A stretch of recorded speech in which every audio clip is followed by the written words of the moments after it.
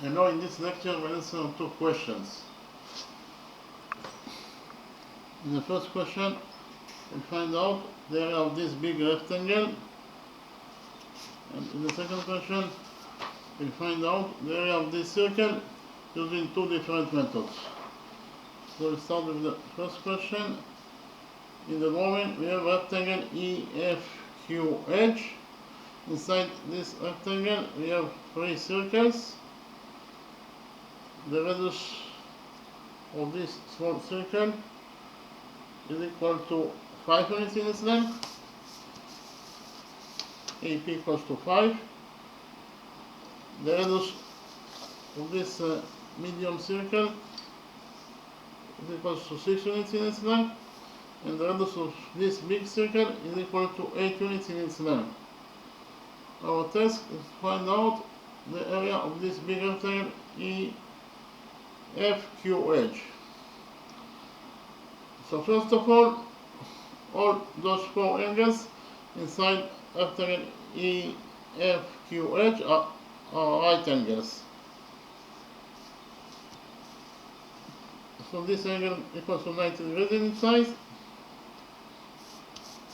This angle also equals to 90 degrees in its size. This is a right angle. And this is also a right angle.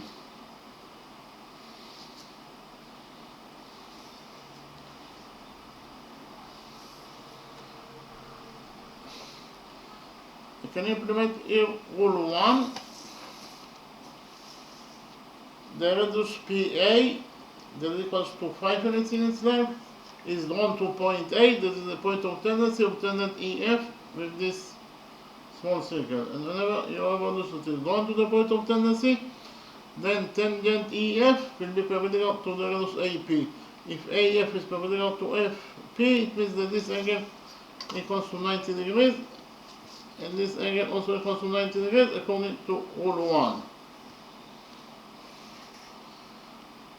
We will define the point of tendency of tangent EH with this small circle.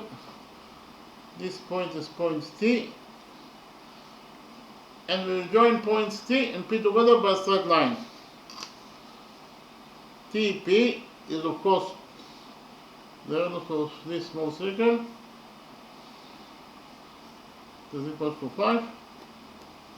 The radius PT is drawn to point T, that is the point of tendency of tangent EH with this small circle, and therefore according to rule 1, this angle equals to 90 degrees, and this angle also equals to 90 degrees.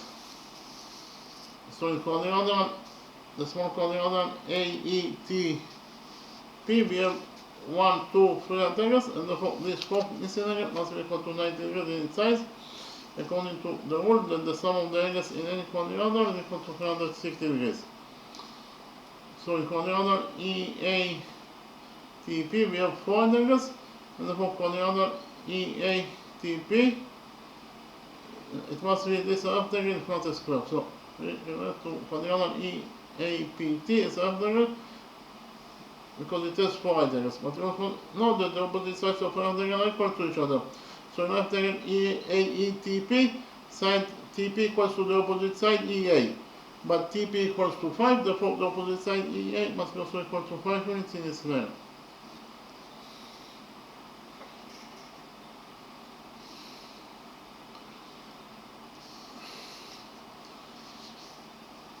Here we have the radius QB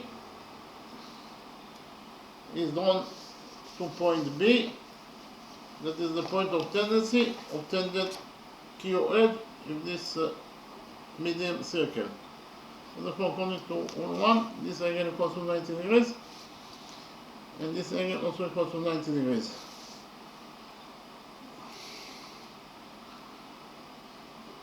Likewise, the radius SC is drawn to point C, that is the point of tendency of tangent EF with this big circle. And therefore according to rule 1, this angle equals to 90 degrees, and this angle also equals to 90 degrees. In the next step, we define the point of tendency of tangent EQ with this big circle. This point is point L,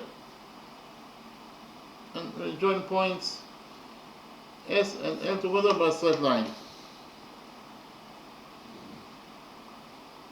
SL is the radius of this big circle that is equal to 8 units in its length. According to rule 1, this angle equals to 90 degrees, and this angle also equals to 90 degrees.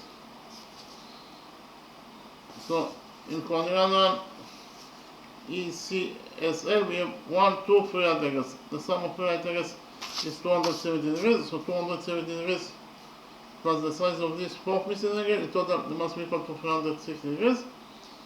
Therefore this fourth missing angle must be equal to 90 degrees in its size. So inside quadrilateral CFLS we have 4 right angles, therefore we relate to quadrilateral CFSL as a right angle. But we also know that the opposite sides of right angle are equal to each other. So in right angle CFSL, side SL is equal to the opposite side CF, but SL is 8, therefore the opposite side CF must be also equal to 8 units in its length.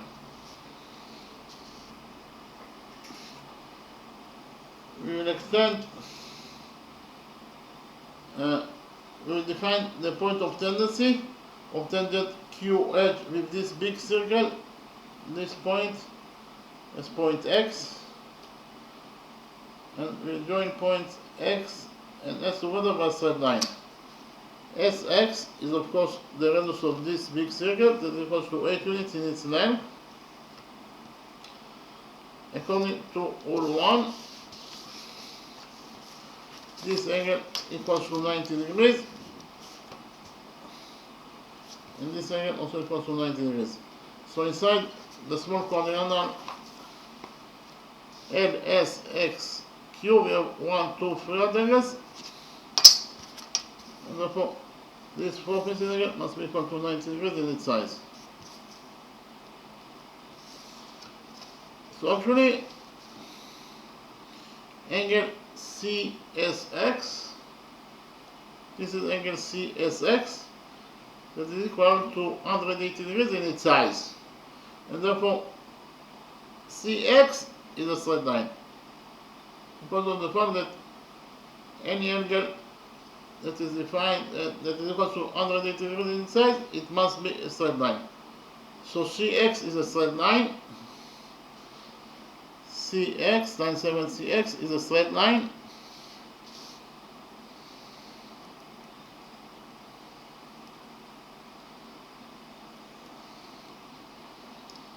So actually, shape ECXH is a quadrilateral. Again, this is shape ECXH, that is a quadrilateral. Why? Because it has 4 sides. 1, 2, 3, 4. So in quadrilateral ECXH, we have 4 right angles. 1, 2, 3, 4. And therefore, we relate to the big quadrilateral EHXC as a right angle. But we also know that the opposite sides of right angle are equal to each other. So in right angle ECXH, side CX is equal to the opposite side EH. But CX in total equals to 8 plus 8, that is 16. Therefore, the opposite side EH must be also equal to 16 units in its length. So side EH is equal to 16 units in its length. So we actually found out that the width of this big rectangle EFQH is equal to 16 units. The only thing that is left to find is to find the length of this big rectangle EFQH, and the width times the length will be the area that we are looking for. That is the area of this big rectangle EFQH. So in the next step we will extend we will extend this radius BQ by straight line until it touches side EF. Again, we will extend the radius BQ of this medium circle by straight line until it touches side EF of this rectangle.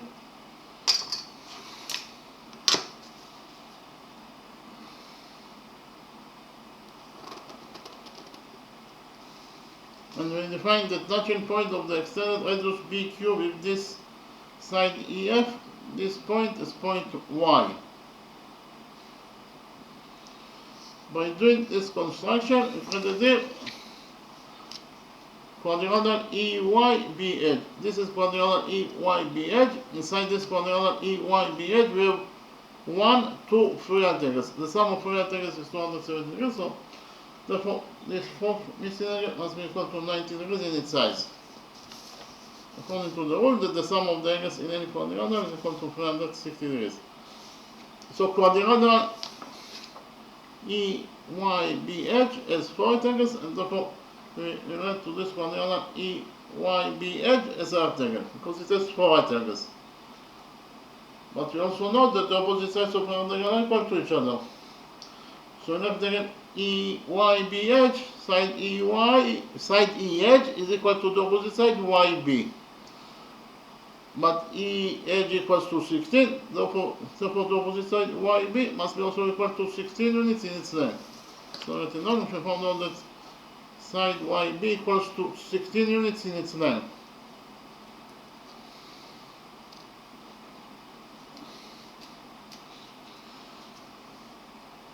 In the next step, we will do another construction. That is to say, from this point P, we will do perpendicular on YB. Again, from point P, we will do perpendicular on YB.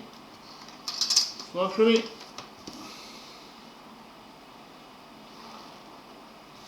this angle equals to 90 degrees, and this angle also equals to 90 degrees according to our construction. We define the touching point of the perpendicular from point P and YB. This point is point Z. By doing this construction, we created the small quadrilateral APZY. This is quadrilateral AYZP. Inside this quadrilateral AYZP, we have 1, 2, 3 rectangles, and therefore this fourth missing angle must be equal to 90 degrees in its size.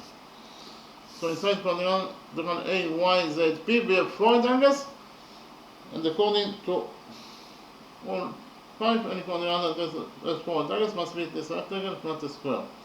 So we relate to this small quadrilateral AYZP as a rectangle because it has 4 rectangles.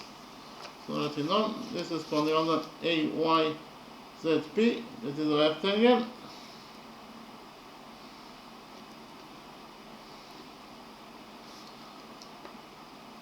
But we also know that the opposite sides of a rectangle are equal to each other. So in this small rectangle AYZP, side AP must be equal to the opposite side YZ. But AP is 5, therefore the opposite side YZ must be also equal to 5 units in its length.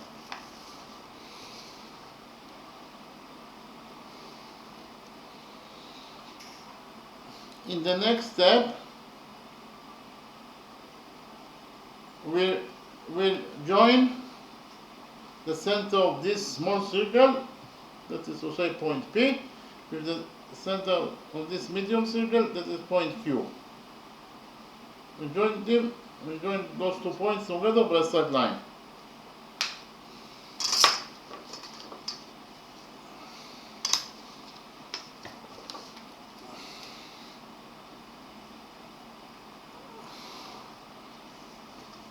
The small circle touches this medium circle at this point. We define the touching point as point H. Actually, the small circle have an external with this medium circle, that is to say, those 2 circles touch each other externally at this point H. And whenever you have an external knot between 2 circles, you can implement rule 10. So I repeat quickly on rule 10. According to rule 10, If two circles touch each other externally, then the straight line that connects the centers together passes through their touching point. In the drawing, you have two circles. The center of this circle is 8.0. The center of this circle is 8.0. The center of this circle is 8.0. The center of this circle is 8.n. The straight line that connects the centers together is of course the straight line OM. And according to this rule 10, the straight line OM must pass through point K, that is their touching point. Again, the straight line OM must pass through their touching point, that is point K.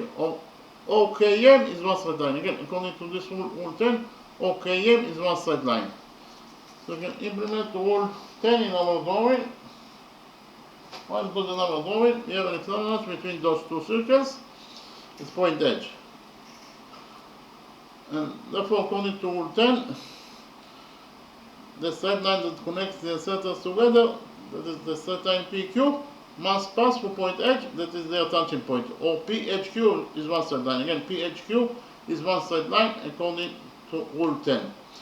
PH is of course the radius of this small circle that is equal to 5.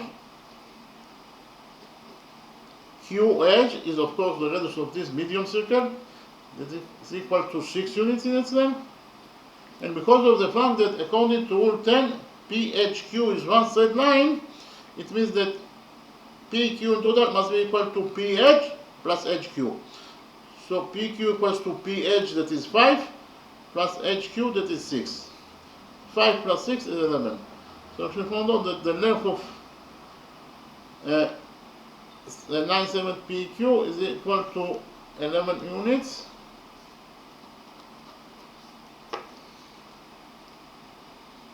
according to rule 10. In the next step, we will implement the Pythagoras theorem of this right triangle PZQ.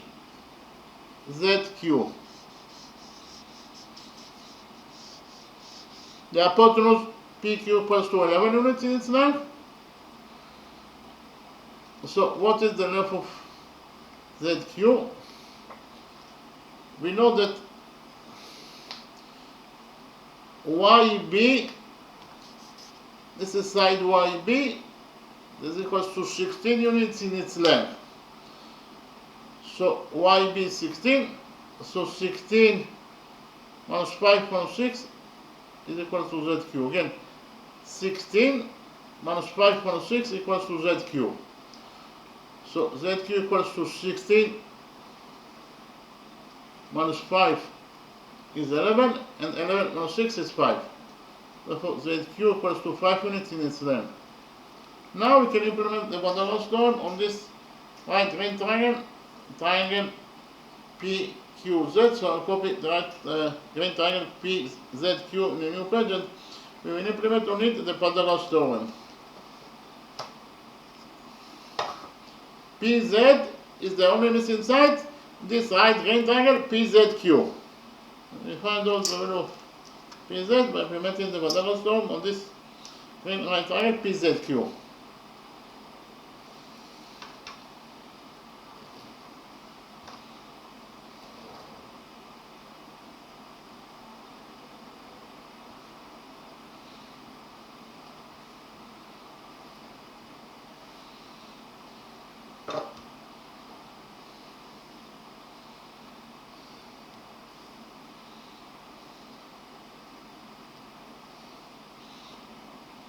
Again, the hypotenuse PQ equals to 11 units in its length. Side ZQ equals to 5 units in its length. Here by PT is the abbreviation for Pythagoras theorem.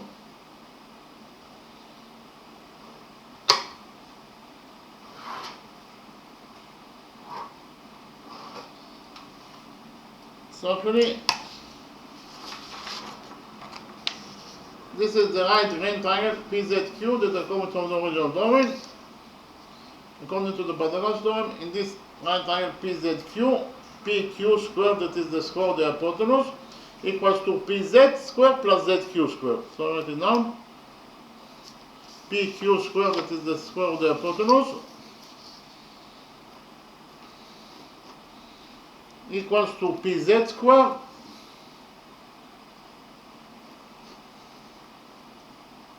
plus zq square. PQ is 11, therefore PQ square is 11 square, that is 121, and it is equals to PZ square. PZ is the missing side, so we leave it as it is. So it is PZ square plus ZQ square. ZQ is 5, therefore ZQ square is 5 square, that is 25. In total, we found out that 121 equals to PZ square plus 25.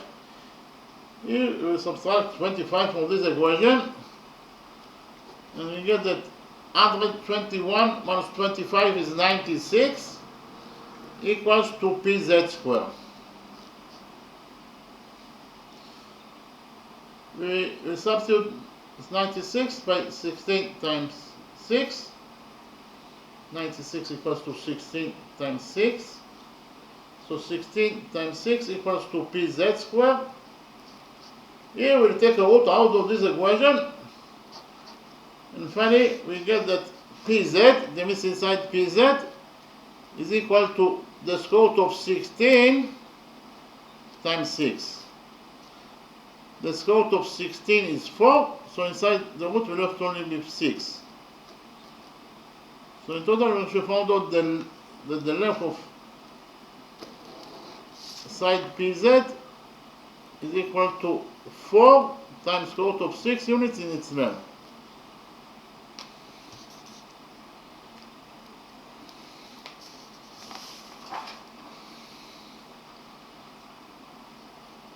This is side PZ, that is equal to 4 times square root of 6 units in its length. We have already found out that quadrilateral AYZP is a rectangle, and we know that the opposite sides of a rectangle are equal to each other.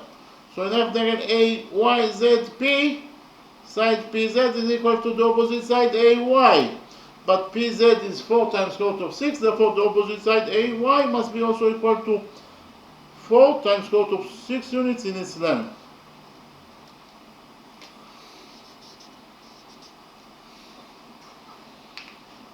In the next step, we will join the center of this medium circle, that is actually, this is point Q, with the center of this big circle, that is point S. So we join points Q and S together by straight line.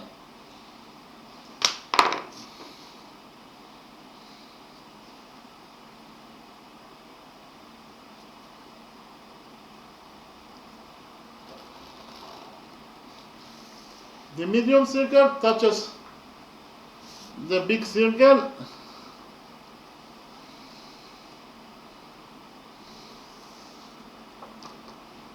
at this point, so we define the touching point as point D. So the medium circle is an external arch with this big circle at point D, and therefore according to rule 10, SDK is one straight line. Again, SDK is one straight line according to rule 10. QD, this is line segment QD, that is of course the radius of this medium circle, that is equals to 6 units in its length. This is line segment SD, that is the radius of this big circle, that is equal to 8 units in its length. And because of the fact that according to rule 10, SDQ is one straight line, it means that SQ equals to SD plus DQ. So SQ equals to SD, that is 8, plus DQ, that is 6. 8 plus 6 is 14. So if you found out that the length of QS is 14 units.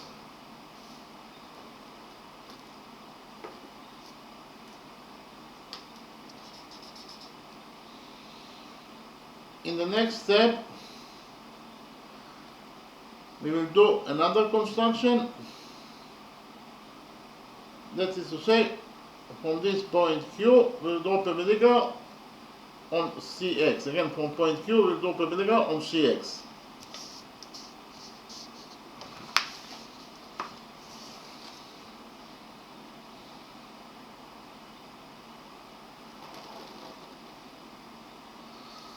So actually, this angle equals to 90 degrees, and this angle also equals to 90 degrees according to our construction. We define the touching point of the perpendicular from point Q and CX. This point is point F. By doing this construction, we created the small quadrilateral QFXB. Inside this small quadrilateral QFXB, we have 1, 2, 3 rectangles, and therefore this fourth rectangle must be equal to 90 degrees in its size. So inside the small quadrilateral QFXB, we have 4 rectangles, and the whole quadrilateral QSXB is a rectangle. So right now, quadrilateral QFXB is a rectangle because it has 4 right angles.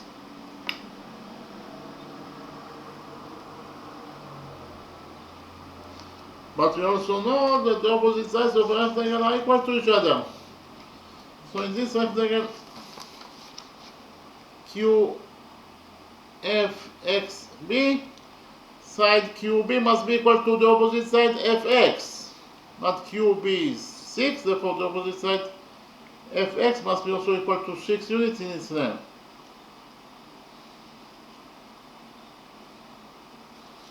So Fx equals to 6 units in its length.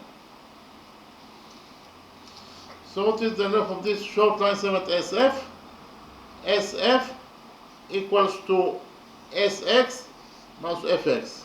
SF equals to Sx minus Fx.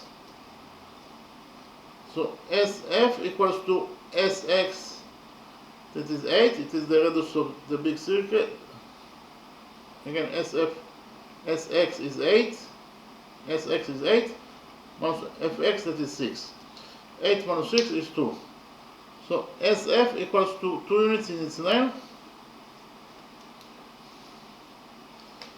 In the next step, I'll copy this green right triangle QSF in a new page, and we will implement the Pythagoras theorem on this green right triangle QSF. The hypotenuse QS equals to 14 units in its length. Side SF equals to 2 units in its length. And QF is the only missing side, so we find out the value of QF by implementing the Pythagoras theorem on this green right triangle QSF.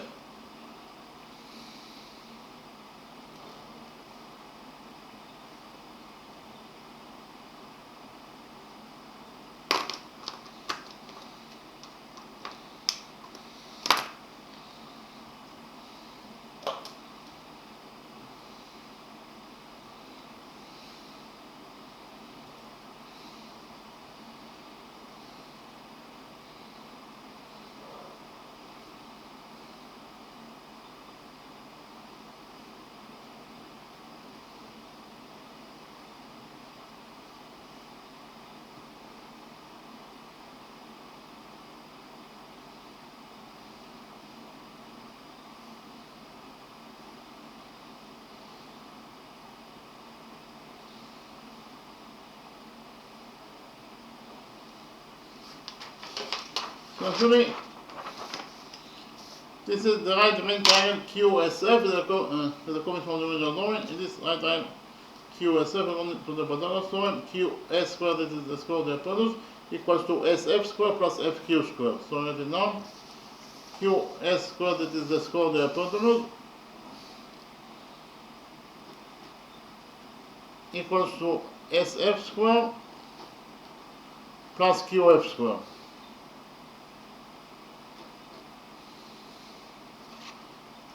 The hypotenuse QS equals to 14 units in its length, therefore QS squared is 14 squared, that is 196, and this equals to SF squared. SF is 2, therefore SF squared is 2 squared, that is 4, plus QF squared. QF is the missing side, so we leave this it is.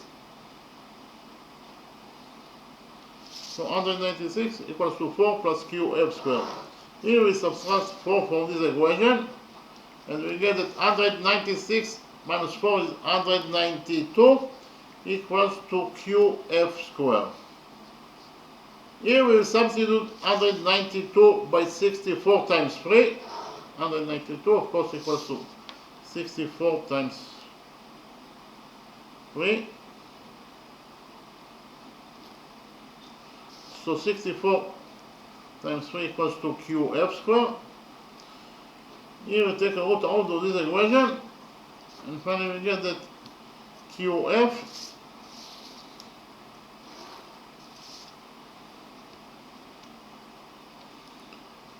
equals to, the square root of 64 is 8. So inside the root will have to only be 3. So today we should find out that the length of line segment QF is equal to 8 times square root of 3 units in its length. So here QF, this is the missing line segment QF, this is equals to 8 times square root of 3 units in its length.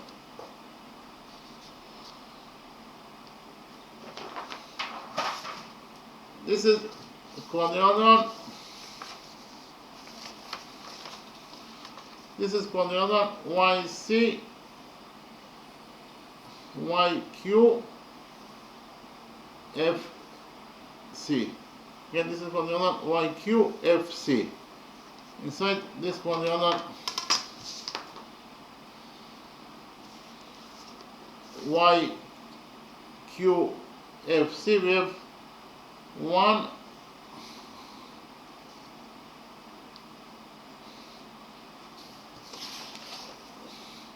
1, 2, 3 rectangles. Again, inside this quadrilateral YCFQ. Actually here we know that EF is one side of rectangle EFHQ, therefore it is absolutely a straight line.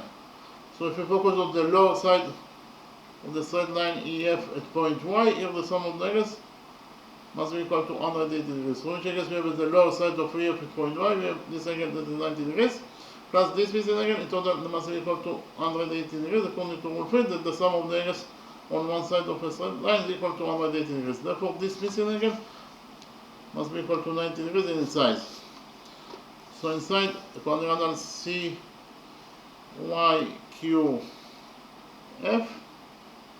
we have 1, 2, 3 right angles. This angle equals to 90 degrees according to our construction. Again, inside quadrilateral YCFQ, we have 1, 2, 3 right angles. Therefore, this fourth missing angle must be equal to 90 degrees in its size. So inside quadrilateral YCQF, we have 4 rectangles, and therefore quadrilateral YCQF is a rectangle because it has 4 rectangles.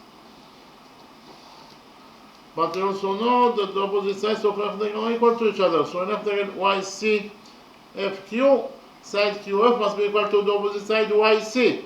But QF equals to 8 times square root of 3, therefore the opposite side YF must be also equal to 8 times square root of 3 units in its length. So, okay. Now we know that the length of the rectangle, that is AF. AF in total equals to 5 plus 4 times root of 6 plus 8 times root of 3 plus 8. The width is 16, so 16 times the length is the area of this rectangle, rectangle EFHQ. So the area of rectangle EFHQ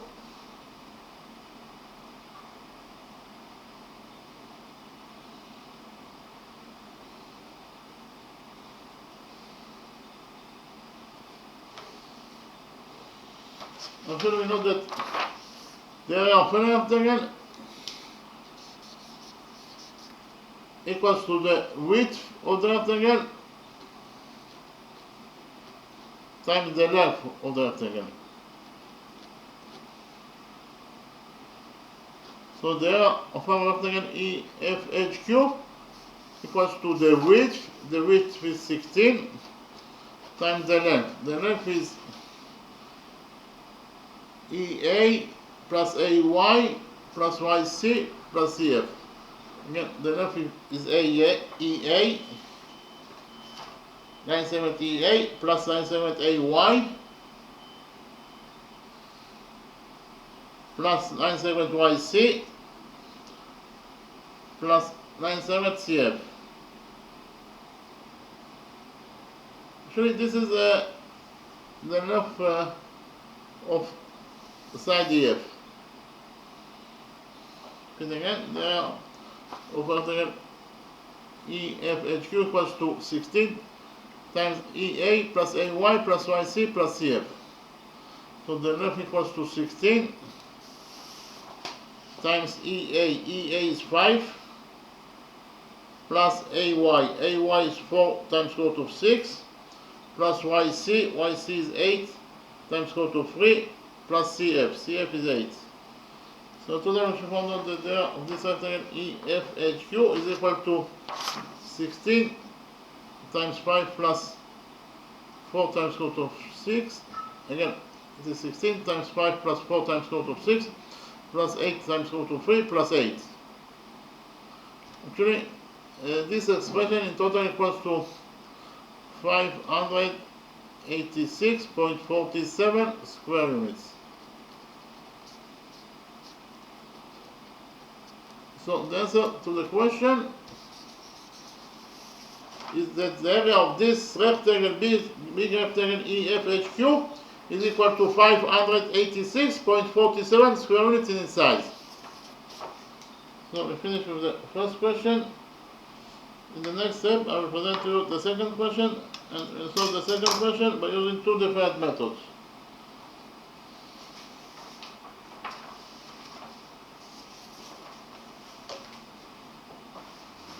In the second question, our task is to find out the area of this circle. In the domain, we have a circle.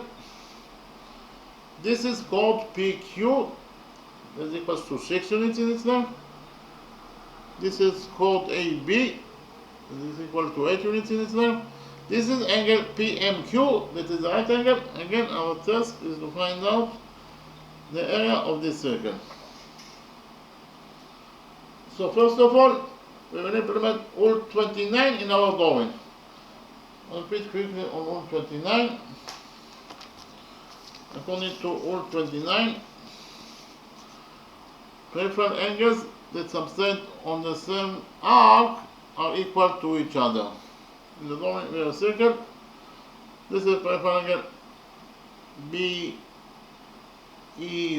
that subtend on arc BC. Again, peripheral angle BEC subtend on arc BC. Likewise, this is peripheral angle BDC that is also subtend on the same arc BC. And because of the fact that those two peripheral angles subtend on the same arc, they are equal to each other in their sizes. That is to say, angle alpha equals to angle beta. Angle alpha equals to angle beta because they subtend on the same arc BC. So we can implement rule 29 in our drawing. When put in our drawing, we have angle BAQ.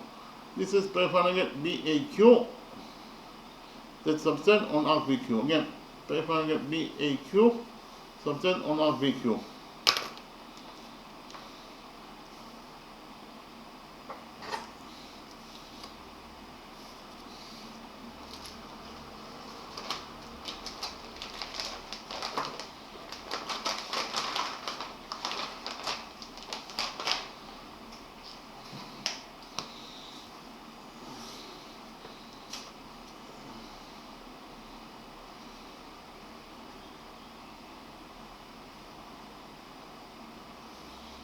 Repeat again, peripheral angle BAQ subtend on arc BQ, the red line.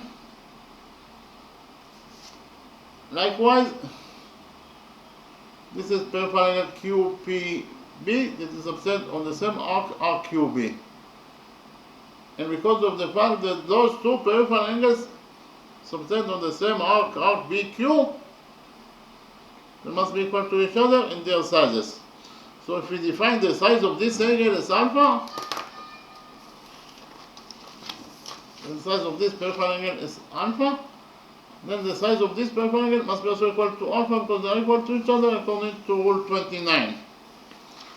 Likewise, we'll focus on this arc AP. This is arc AP.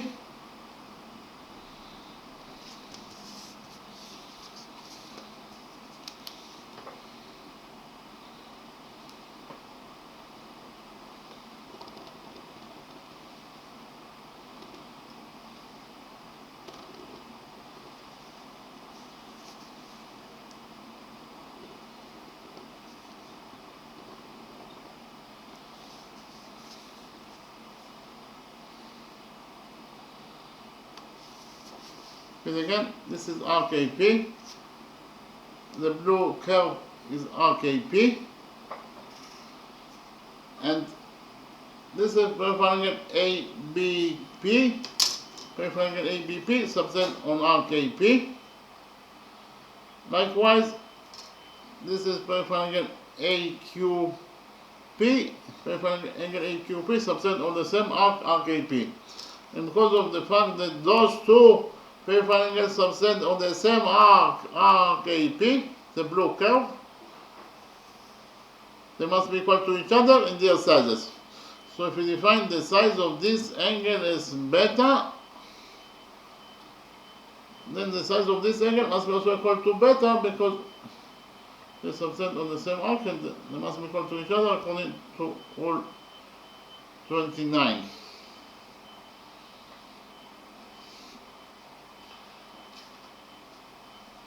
In the next step, I present you rule 13 and we implement rule 13 in our drawing. According to rule 13, a certain angle is twice as large as the peripheral angle subtended on the same chord.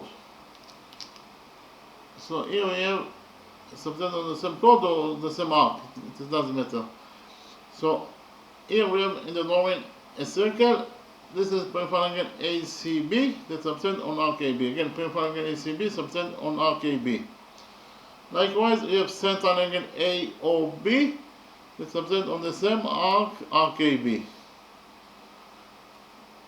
And because and the central angle, according to this rule 13, the central angle is twice as large as the peripheral angle that subtend on the same arc or chord. So those two angles, they are both subtend on the same arc AB. Therefore, the central angle is twice as large as this peripheral angle ACB. This peripheral angle ACB equals to theta. Therefore, the central angle AOB that subtend on the same arc AB must be equal to 2 theta. So we can implement all 13 in our drawing.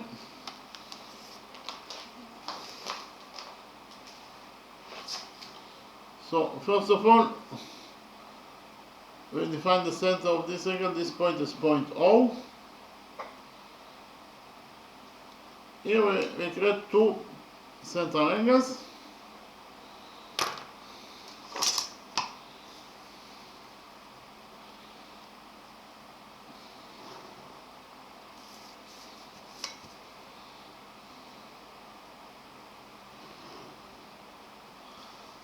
This is central angle AOP.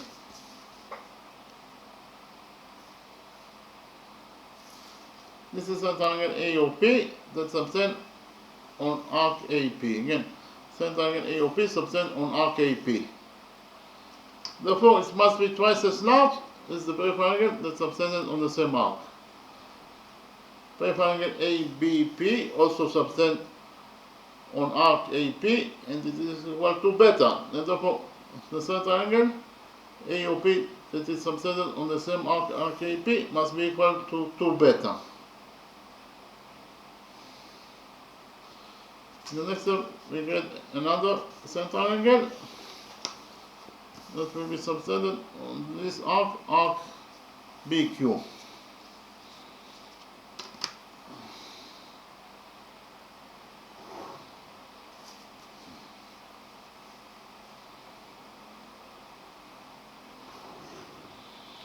So this is center angle BOQ that is subtend on RPQ. Therefore, it must be twice as large as the peripheral angle that is subtend on the same arc. This is peripheral angle BAQ that subtend on arc PQ, and it is equals to alpha. Therefore, the center angle BOQ that subtend on the same arc PQ must be equal to 2 alpha, according to rule 13. In the next step, we define angle QOP, this angle as X, and we define this angle AOB as Y.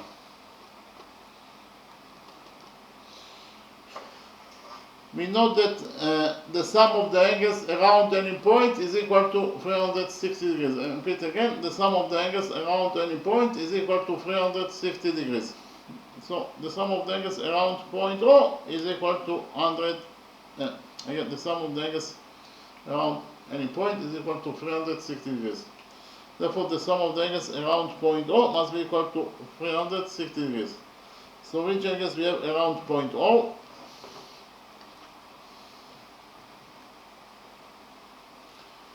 We have 2 beta plus 2 alpha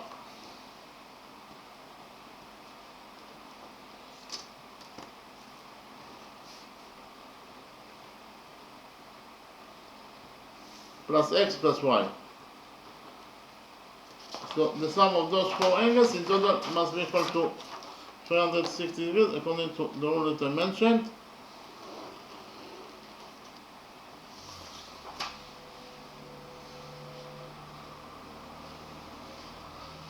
But before that,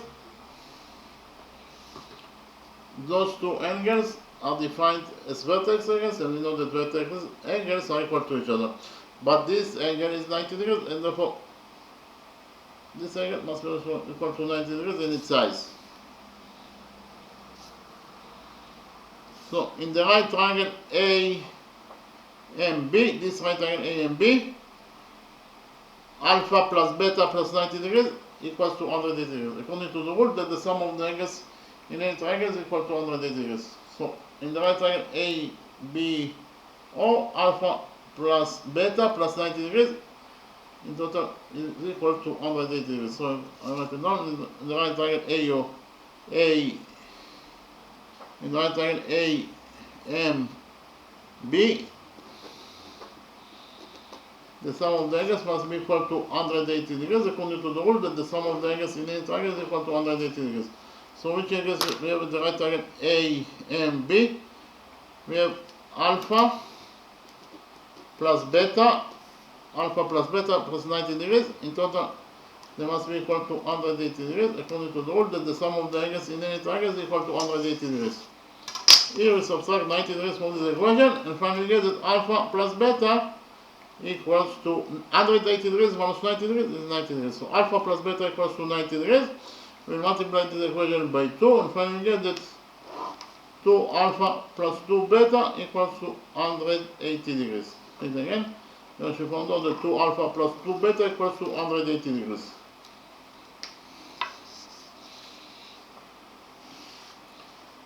And here we found out that 2 alpha plus 2 beta plus x plus y equals to 360 degrees. And because of the fact that 2 alpha plus 2 beta equals to 180 degrees, you can substitute 2 alpha plus 2 beta here by 180 degrees, and get that 180 degrees plus x plus y equals to 360 degrees. Here we subtract 180 degrees from this equation, and we get that x plus y equals to 360 degrees minus 180 degrees is 180 degrees. So in total, we found out that x plus y equals to 180 degrees in its size. Angle x plus angle y, in total, they are equal to 180 degrees. X plus y equals to 180 degrees.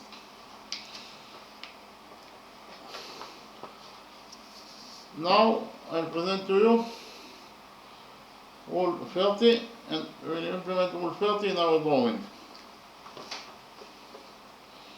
According to rule 30, center angles that subtend on equal chords are equal to each other. Again, center angles that subtend on equal chords are equal to each other. So the moment we have a circle, this is center angle AOB is equals to beta. This is center angle COD, this is equals to alpha. And if chord AB is equal to chord CD, then alpha equals to beta. Again, if chord AB equals to chord CD, it means that those two center angles subtend on equal chords because chord AB equals to chord CD, and therefore according to this rule 30, they must be equal to each other in their sizes. That is to say, alpha equals to beta.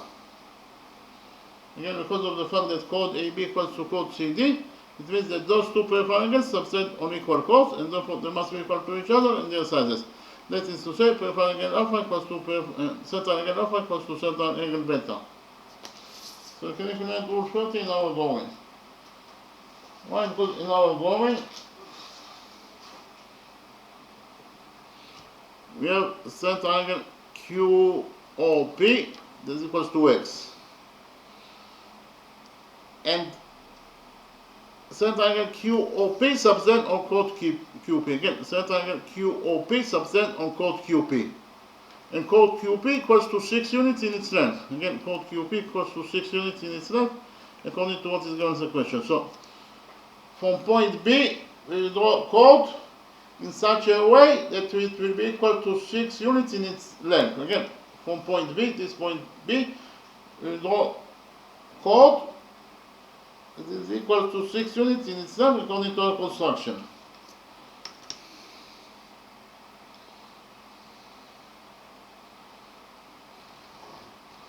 And we define this starting point between the chord and the circle as point C.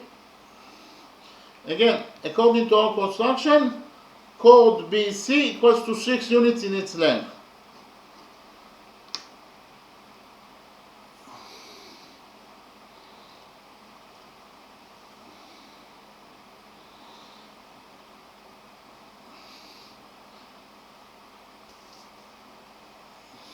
In the next step, we join points O and C together by a straight line.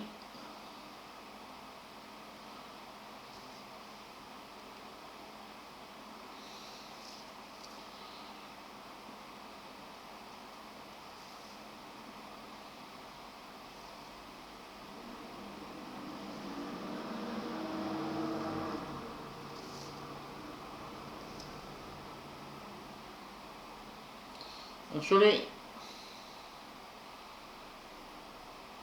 we do it in another way.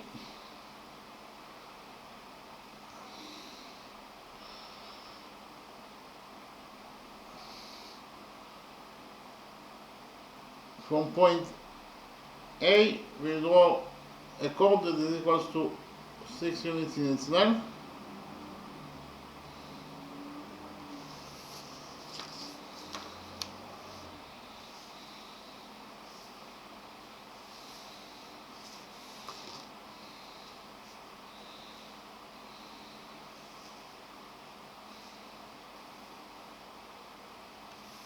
Repeat again. From point A, we draw a chord that is equals to 6 units in its length.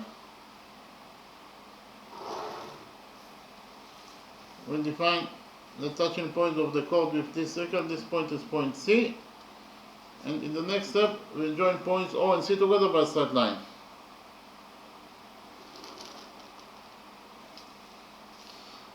Chord AC equals to 6 units in its length according to our construction.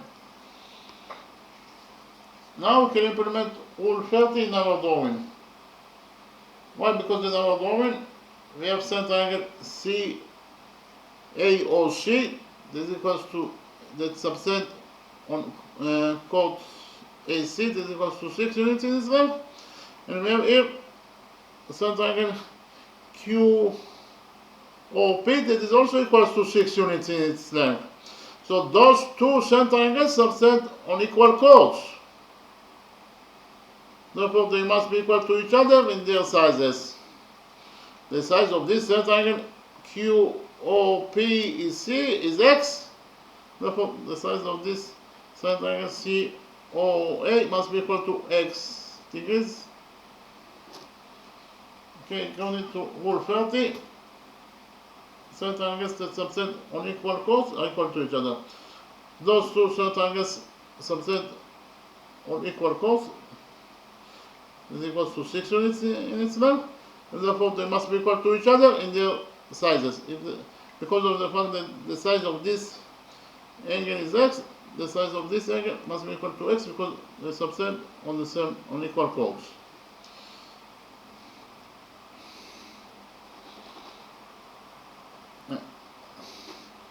Now we have angle X plus angle Y. So in total, this is angle X. This angle equals to X plus Y in its size. Angle COB equals to X plus Y degrees in its size. But we already found out that X plus Y equals to 180 degrees. And we know that any angle that is equal to 180 degrees in its size, it is defined as a straight line. Therefore, angle COB that is equal to 180 degrees in its size, it is a straight line. So I'll write it down. CB is a straight line. But CB is a straight line that touches the circle at 2 points. C and B, therefore CB is a chord. CB is a chord that passes through the center of the circle, that is to say from point O.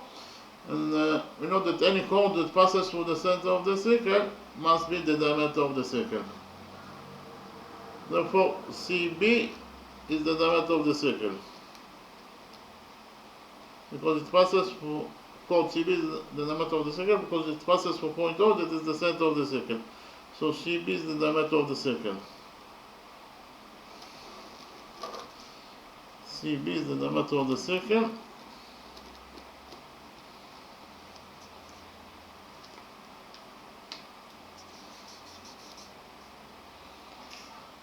Now we can implement rule 7 in our drawing, and please click on rule 7.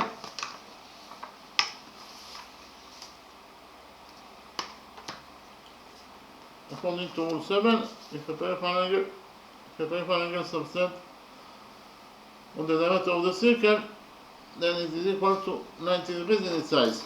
In the drawing we have a circle. This is a peripheral angle ACB. It subtends on AB, that is the diameter of the circle, and therefore peripheral angle ACB must be equal to 90 degrees in its size.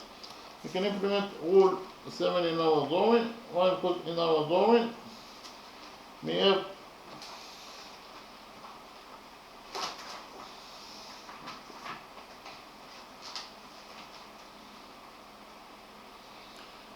this is peripheral angle CAB that subtends on BC, that is the diameter of the circle. Therefore, according to rule 7, peripheral angle BAC must be equal to 90 degrees in its size.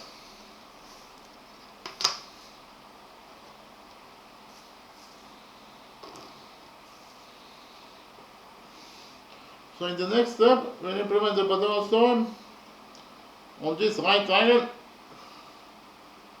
ABC. So I'll copy the right triangle ABC in a new page, and we will implement on it the Pythagoras theorem. The hypotenuse CB is the diameter of the circle.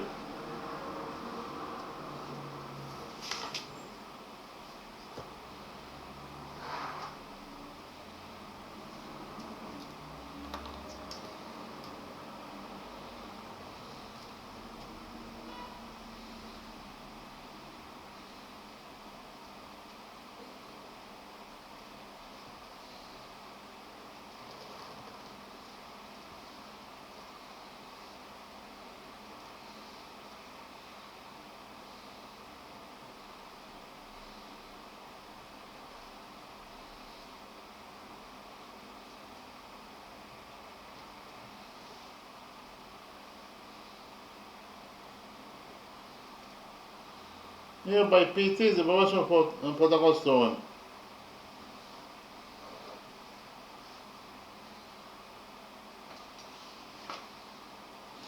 The diameter of the circle is twice as long as the radius. So if we define the radius as r, then the diameter must be equal to 2r. The diameter BC equals to 2r. So according to the Pythagoras theorem, in this right triangle ABC, CB squared, that is the square of the hypotenuse, equals to AC squared plus AB squared.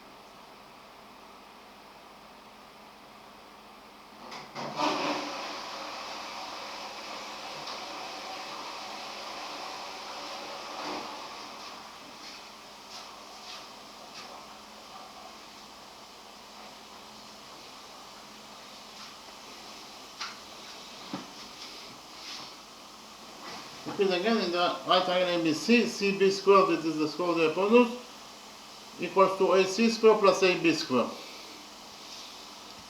CB equals to 2r, this is also the diameter of the circle, therefore CB squared is 4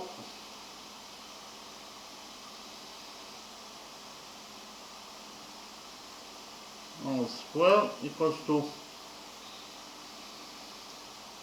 AC squared. AC is 6, therefore AC squared is 6 squared, that is 36, plus AB squared. AB is 8, therefore AB squared is 8 squared, that is 36.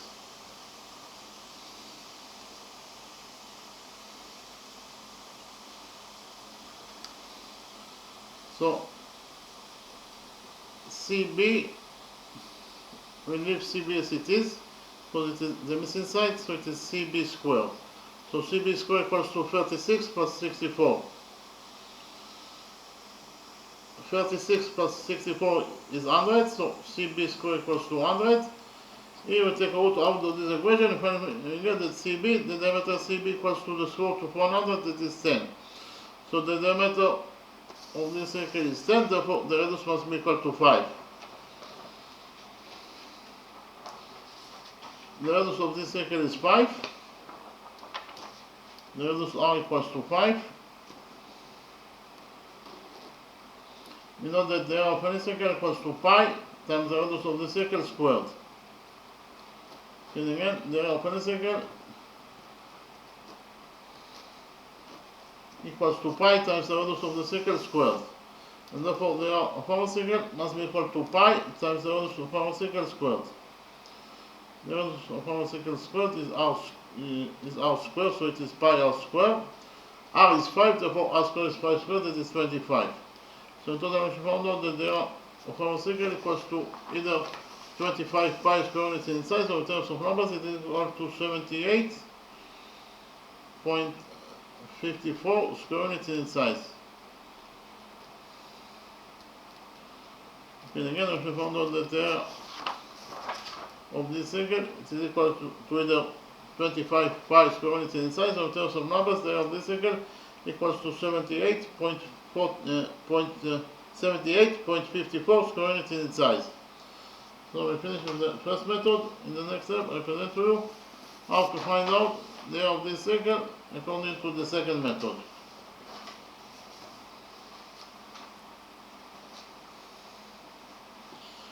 We already found out that those two angles they are equal to each other because they subtend on the same chord, on the same arc. We define this angle as alpha. This angle must be also equal to alpha because they are equal to each other according to rule 29. those two angles are defined as peripheral angles, and peripheral angles are equal to each other. But this angle equals to 90 degrees, and therefore this missing angle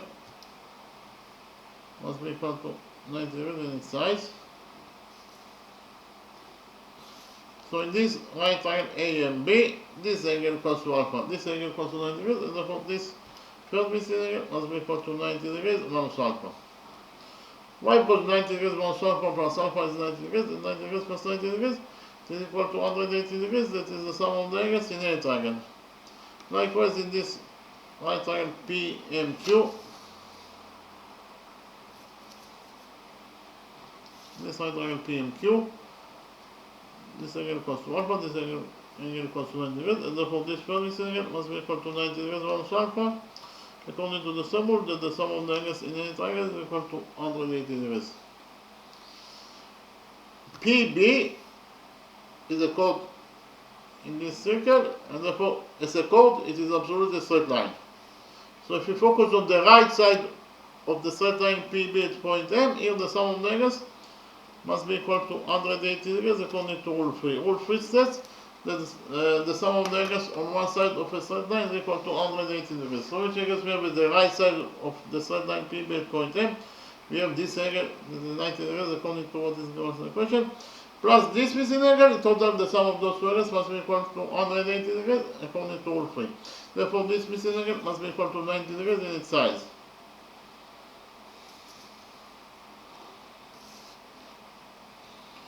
It is very easy to see that those two triangles are similar to each other according to angle similarity rule. That is to say, those two angles are both equal to alpha, therefore they are equal to each other. In addition, those two angles are both equal to 90 degrees, and therefore they are equal to each other. And finally, those two angles are both equal to 90 degrees minus alpha, therefore they are equal to each other. So if you prove that all the figures of this right triangle PMQ are correspondingly equal to all those three angles of this right triangle A and B. And therefore those two right triangles are similar to each other according to angle similarity rule. So write it down. If you found out that the right triangle A and B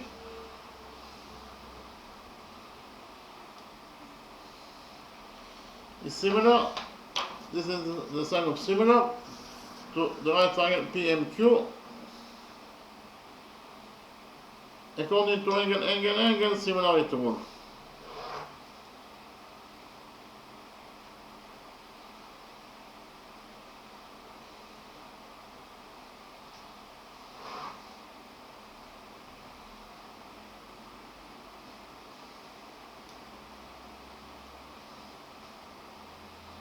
And for the fact that those two right triangles are similar to each other, we will derive that the following relationship exists between their sides. We derive that side AB of the right triangle A and B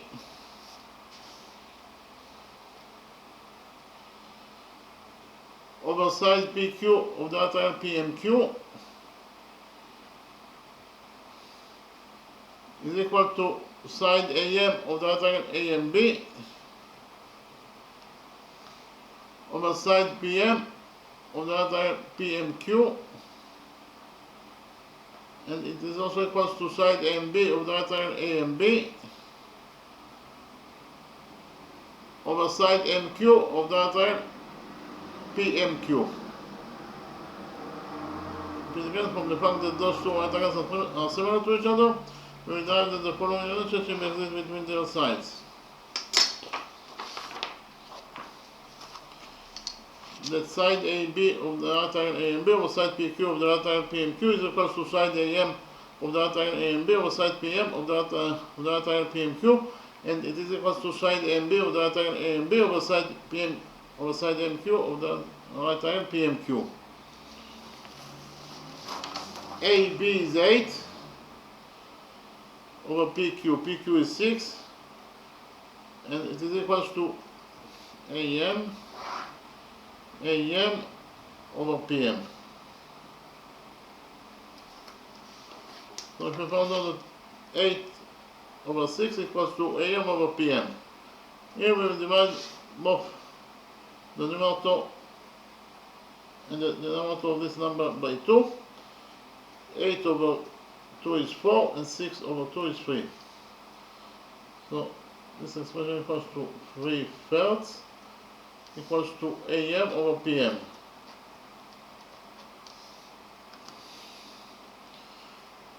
Here we will multiply this side of the equation by A, and then we will divide it by A. It is allowable to multiply anything by 1.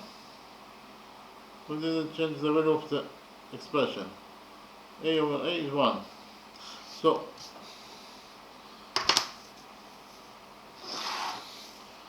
we have 4A over 3A equals to AM over PM.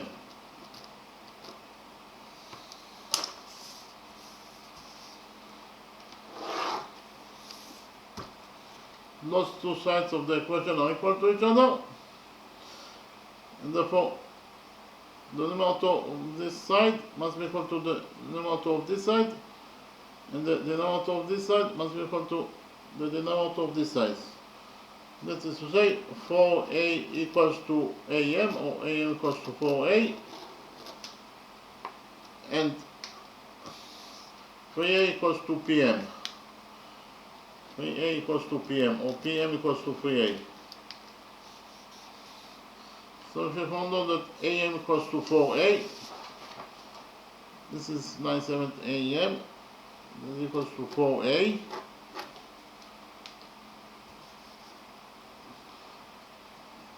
This is 9/7 PM, that is equals to 3A.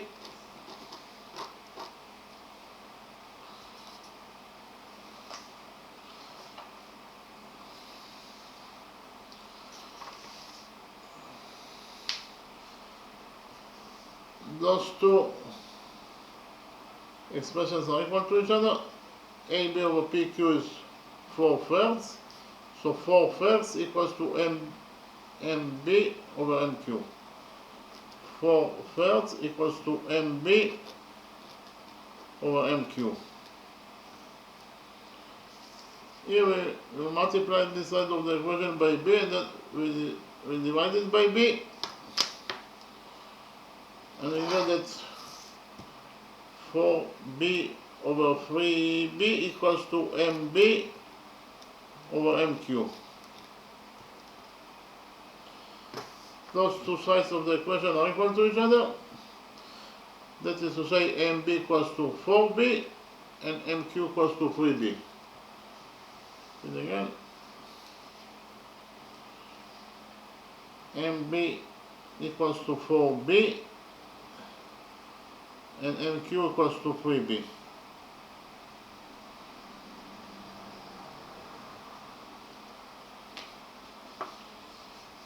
Okay, again, on the other three, that MB equals to 4B and MQ equals to 3B.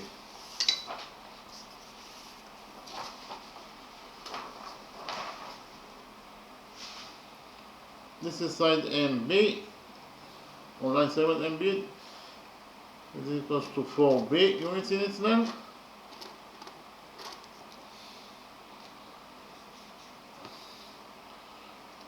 This is line 7 MQ. That is equals to 3B units in its length. In the next step, we will join points B and Q together by straight line.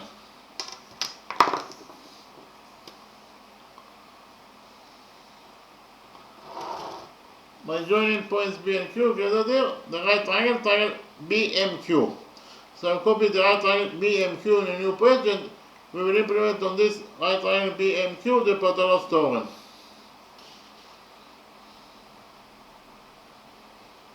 Here by PT is the abbreviation for Pythagoras theorem.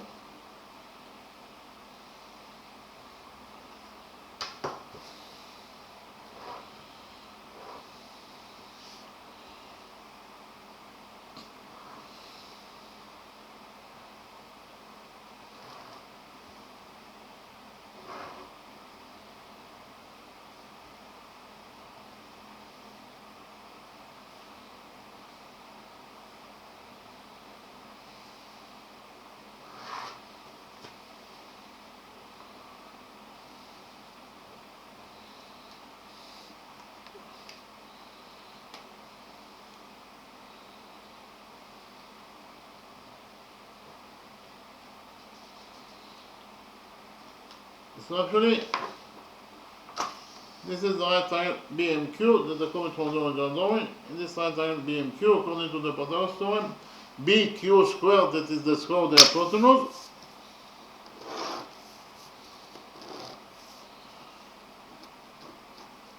equals to BM squared plus MQ squared. BQ is the missing side, so we know it is CT, so it is BQ squared equals to BM squared. BM is 4B, so for BM squared is 4B squared, that is 16B squared, plus MQ squared. MQ is 3B, MQ is 3B, therefore MQ squared is 3B squared, that is 9B squared. So in total, we found out that BQ squared equals to 16B squared plus 9B squared. BQ squared equals to 16B squared plus 9B squared is 25B squared. So in total, we found out that BQ squared equals to 25B squared. Here we take out of this equation and finally get that BQ equals to the square root of 25 is 5 and the square root of B squared is B. So in total, we found out that BQ equals to 5 B units in its length.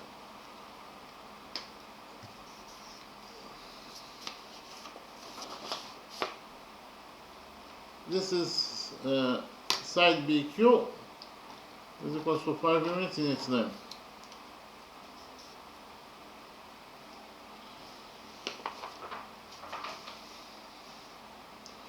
In the next step,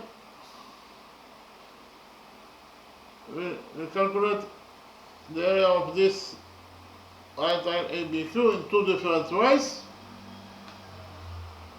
and we create the equation that says that the calculation of this area of triangle ABQ according to the first method must be equal to the area of this triangle ABQ according to the second method. So first of all, we calculate the area of this triangle ABQ according to the first method. So what is the area of this triangle ABQ?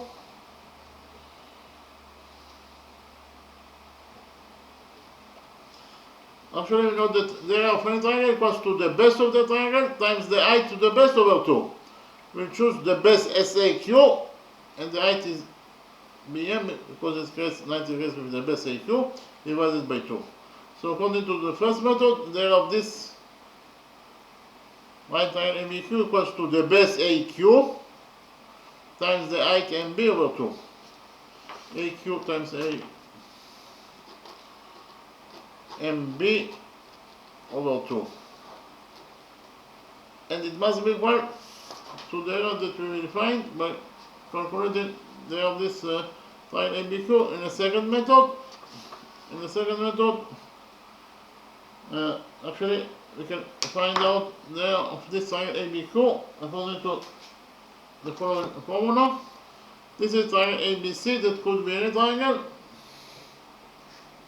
In this triangle ABC, side AB equals to A unit in its length, side AB equals to A unit in its length, side AC equals to B unit in its length, side BC equals to C unit in its length.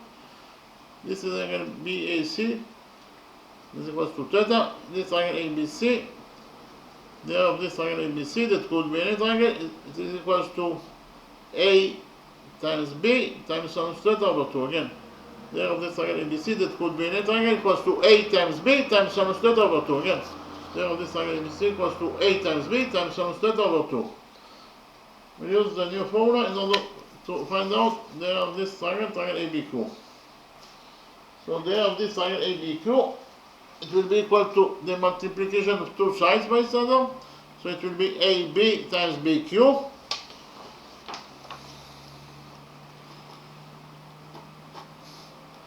times the angle between the two sides.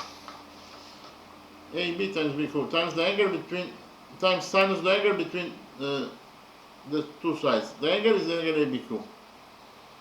So it is sinus angle ABQ. Again, the angle between side AB and side BQ is angle ABQ. So it is times sinus angle ABQ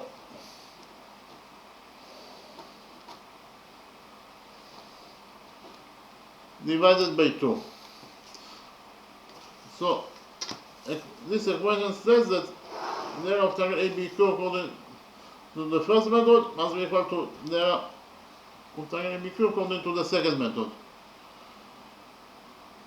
Okay. Now we have to find out what is the value of sinus angle ABQ. In order to find out what is the value of sinus angle ABQ, we use the law of sines.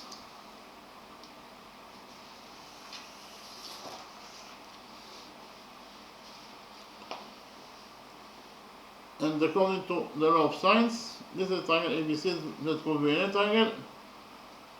Side AB equals to C units in itself, side AC equals to B units in itself, side BC equals to A units in itself. This is angle alpha, this is angle beta, and this is angle gamma. According to the law of cosines, the following equation will be true. That A over sinus alpha equals to B over sinus beta equals to C over sinus gamma, and it is equal to 2R. R is the radius that blocks this triangle. Again, R is the radius of the circle that blocks this triangle.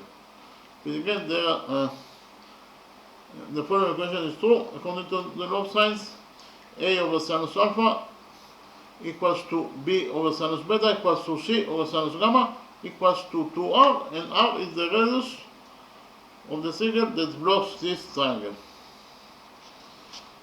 So we can implement the law of sines in our drawing. Why? Because in our drawing we have this is triangle ABQ. Triangle ABQ is blocked by this circle. Therefore, R will be the area of this circle that blocks this triangle ABQ. And according to the law of sines, AQ over sinus angle ABQ equals to 2R. Again, AQ over sinus angle ABQ, it is AQ over sinus, the angle that is in front of side AQ. AQ over sinus angle that is in front side AQ. That is actually angle ABQ. So according to the law of sines, the following equation is true in our drawing.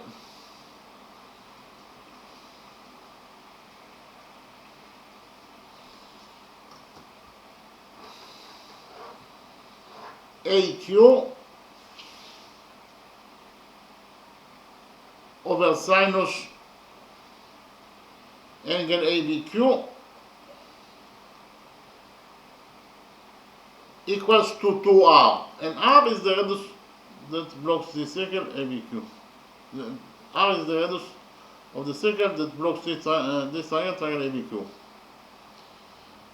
But again, according to the law of cosines, if we implement the law of cosines in our drawing, the following equation is true, that AQ over sinus ABQ equals to 2R, and R is the radius that blocks this triangle ABQ. This is the circle. So we can we'll multiply this equation by sinus ABQ, and then we divide it by 2R. In this way, we get the value of sinus ABQ. We will multiply this equation by sinus angle ABQ.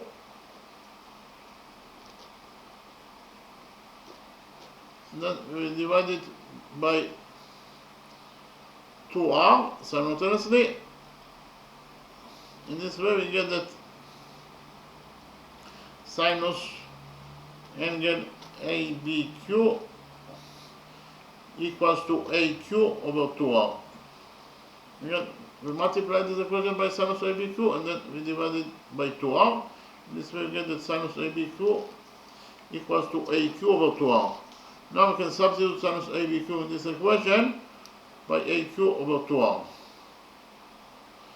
We do it now, and we get that according to this equation, AQ times MB over 2 equals to AB times BQ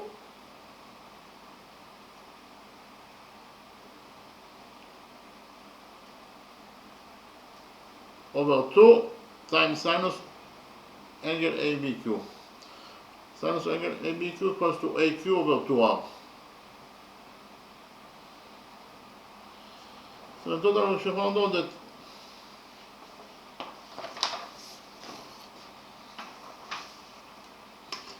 AQ times MB over 2 equals to AB times BQ times AQ over 2 times 2R. Here we have 2 on both sides of this equation, so 2 will get cancelled. We have AQ on both sides of this equation, so AQ also will get cancelled. After we cancel those two expressions, on this side of the equation we have to leave with MB is equals to AB times BQ over 2R. Here we will multiply this equation by R, and then we divide it by MB simultaneously in order to get the value of R. And we get that R equals to AB times BQ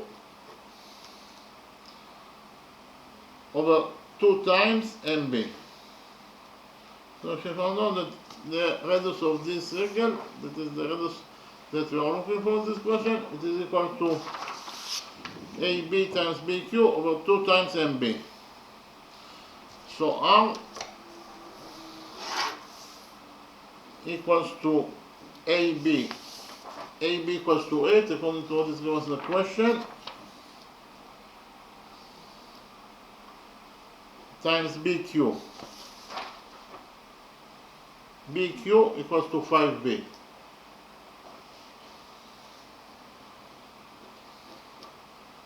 Over 2 times MB. Over 2 times MB. MB equals to 4B. MB equals to 4B. So in total we found out that the radius of the circle is equal to 8 times 5B over 2 times 4 times B. So R equals to, we have 8 in the numerator, and 2 times 4 is also 8. So those two expressions will get cancelled. 8 over 8 is 1. B over B is also 1, and we left only with 5. So if you found out that the radius of this circle, that is the radius that we are looking for this question, is equal to 5 units. Our task is to find out the area of this circle. So the area of this circle, so we know that the area of any circle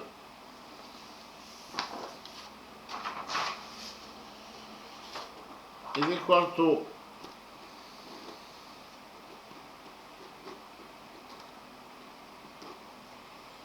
pi times the radius of the circle squared. The area of any circle equals to pi times the radius of the circle squared.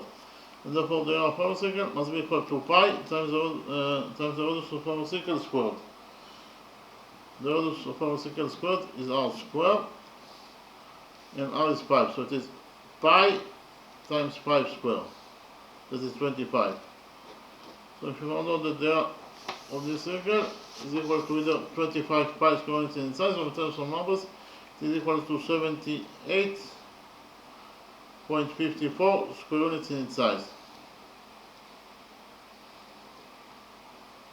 Repeat again, we shall find out that the area that we are looking for in this question, according to the second method, is equal to either 25 pi square units in its size, or in terms of numbers, the area of this circle equals to 78.54 square units in its size. So in both methods we arrive to the same result. So in the next step, I'll summarize the lecture. We'll start with the first question, of course.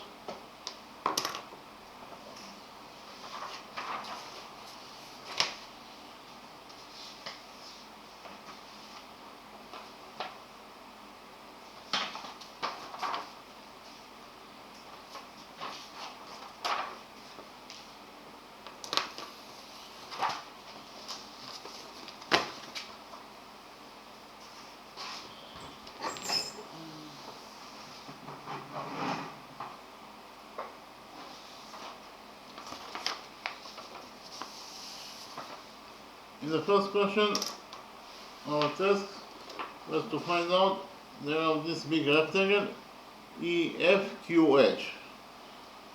So inside this big rectangle EFQH we have 3 circles.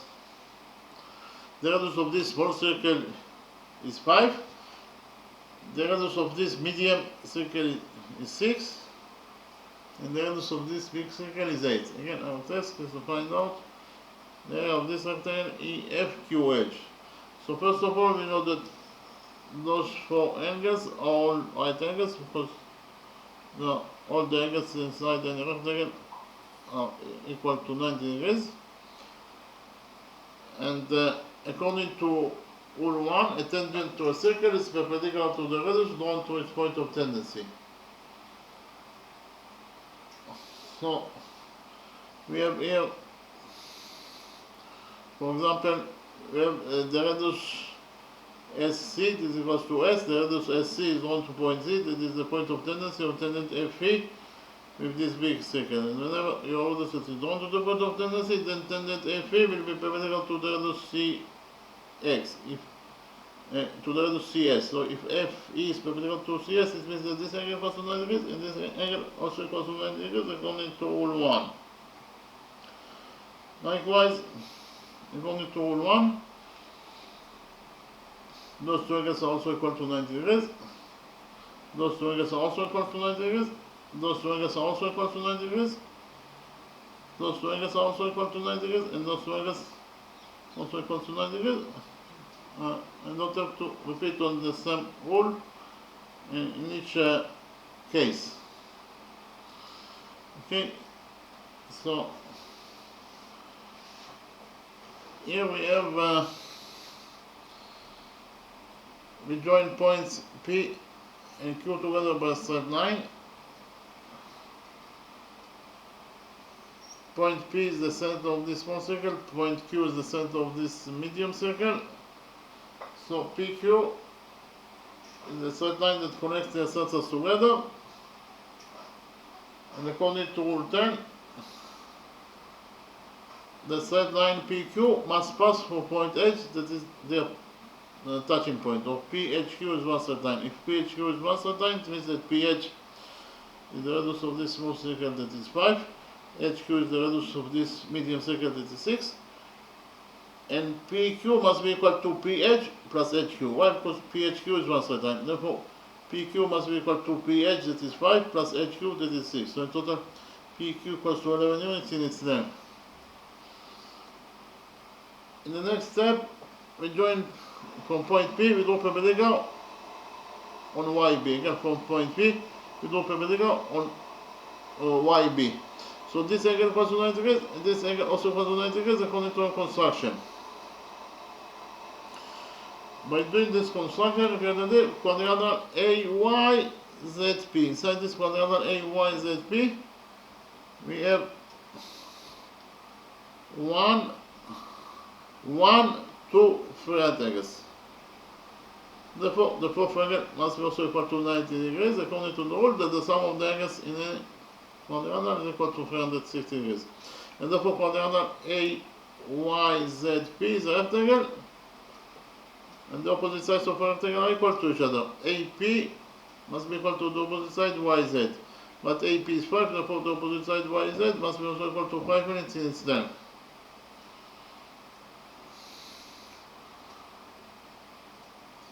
So here we join points Q and S together by a straight line. Point Q is the center of the medium circle, point S is the center of this big circle.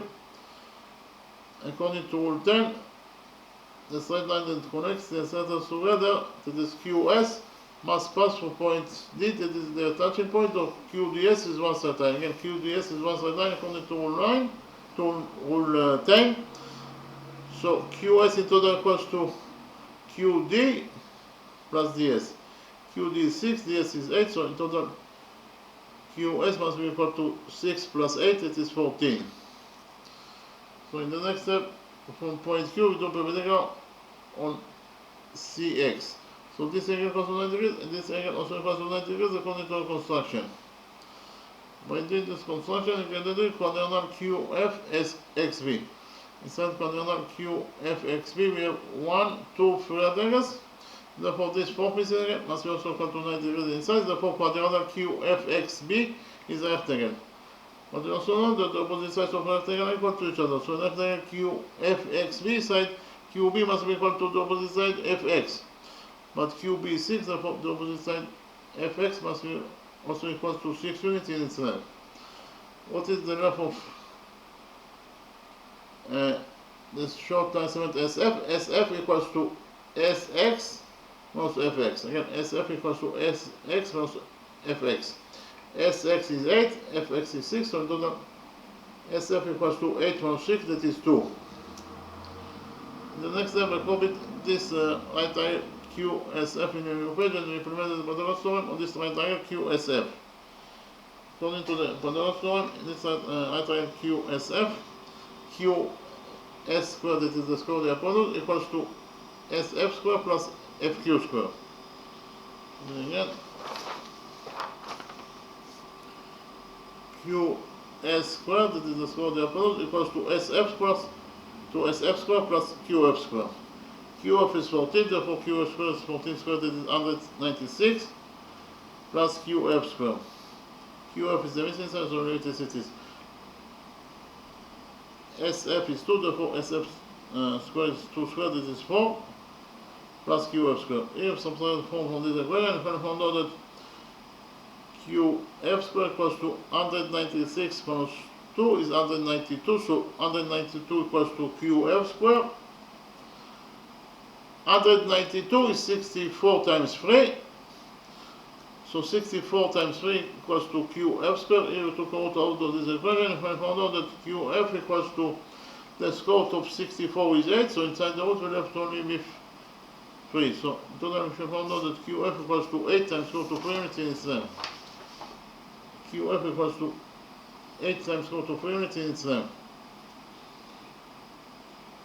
A quadrilateral YC FQ is a rectangle because it has 4 right angles, and the opposite sides of a rectangle are equal to each other. So an rectangle YC FQ side QF must be equal to the opposite side YC. But QF is 8 times square root of 3, therefore YC must be also equal to 8 times square root of 3 units in its length. Likewise, we implemented the Pythagoras theorem on this green triangle PZQ. Actually, we know that YB in total equals to 8 plus 8, it is 16. Actually, CX is a straight line because angle CFX is 180 degrees, therefore CX must be a straight line. So in a rectangle, in quadrilateral CX edge E, we have 1, 2, 3 degrees, and therefore this fourth missing angle must be equal to 90 degrees in size. Therefore, quadrilateral ECX edge is a rectangle, and also know that the opposite sides of a rectangle are equal to each other. So in the big rectangle ECX edge, side CX must be equal to the opposite side EH. But CX in total is 8 plus 8, it is 16, because CX is a straight line. Therefore, the opposite side EH must be also equal to 16 units in its length. Likewise, in this quadrilateral EYBH, we have 1, 2, 3 degrees, and therefore this fourth missing angle must be equal to 90 degrees in size. And therefore, in quadrilateral EYBH, we have 4 degrees. Therefore, it is a rectangle, and you know that the opposite sides of a rectangle are equal to each other. So in rectangle EYBH, side EH must be equal to the opposite side YB. But EH is 16, therefore the opposite side YB must be also equal to 16 units in its length. YB is 16, and therefore this missing segment ZQ must be equal to 16 minus 5 minus 6. Again, 16 minus 5 minus 6 equals to this missing side ZQ. 16 minus 5 minus 6 is 5. So in the next step, we implemented the Pythagoras theorem on this triangle PZQ. According to the Pythagoras theorem, PQ squared that is the square of the hypotenuse, equals to pz square plus zq square. And again, in the right triangle, pzq, according to the Pythagoras theorem, pq square equals to pz square plus zq square. pq is 11, therefore pq square is 11 squared is 121, and it is equals to pz square. pz is the missing sign, so it is, plus zq square. zq is 5, therefore zq square is 5 squared, it is 25. Here we subtract 25 from this equation, if I found out that 129 minus 25 is 96, so 96 equals to pz square. Here we took out of this equation, if I found out that 96 is 16 times 6, so here we took out of the equation, if I found out that pz equals to the square root of 16 is 4, so inside the root we left only with 6, so pz in total equals to 4 times square root of 6. pz equals to 4 times square root of 6. This is quadrilateral AYZP. In this quadrilateral we have 1, 2, 3 rectangles, and therefore this 4 missing angle must be equal to 90 degrees inside. Therefore quadrilateral AYZP is a rectangle, but we also know that the opposite sides of a rectangle are equal to each other. So in rectangle AYZP, side PZ must be equal to the opposite side AY, but PZ is 4 times square root of 6, therefore the opposite side AY must be equal to 4 times square root of 6 units in its length. Note that the affine rectangle equals to the width times the length. The width is 16 and the length is 5 plus 4 times square root of 6 plus 8 times square root of 3 plus 8. Actually, this quadrilateral CFLLS is a square.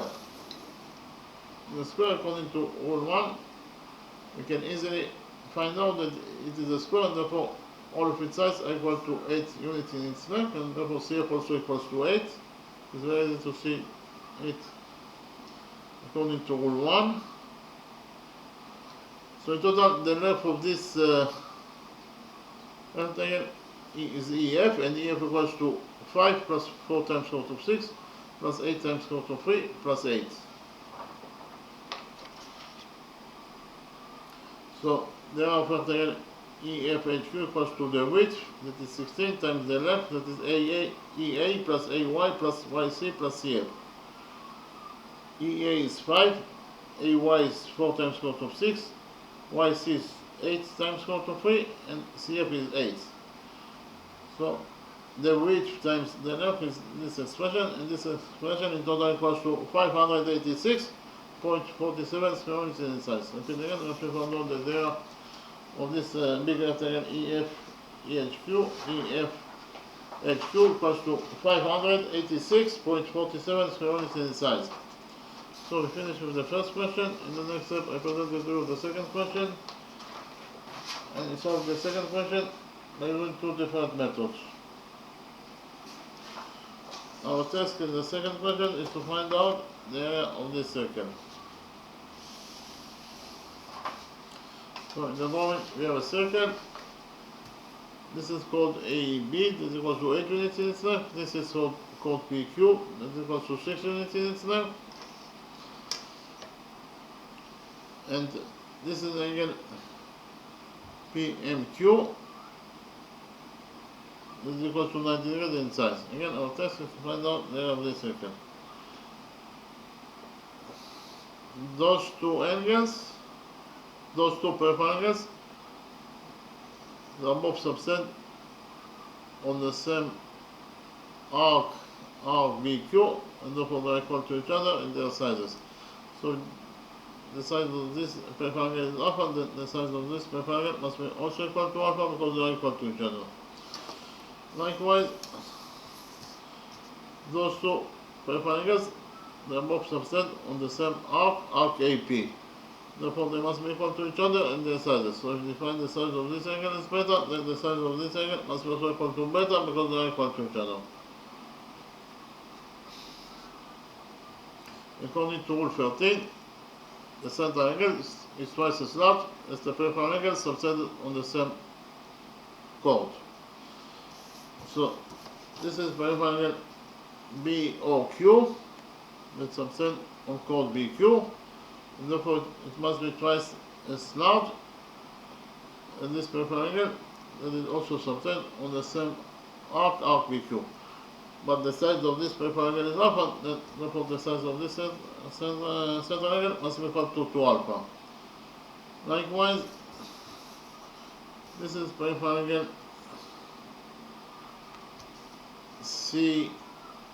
COA, and it is twice as large as this peripheral angle